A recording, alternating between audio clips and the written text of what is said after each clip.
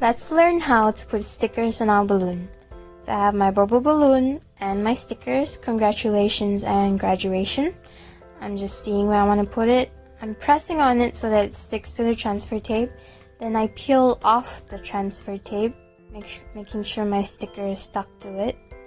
And I'm going to use this to stick it onto my balloon. So make sure there's no air bubbles.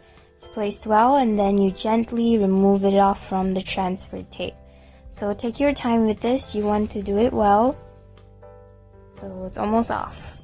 Yeah, there we go. Okay, so I'm getting my congratulations one as well. So I'm gonna remove it from this tape. Okay, there we go. Peeling it off. Nice. Okay, got it.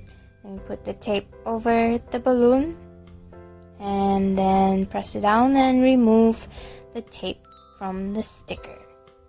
So there you go.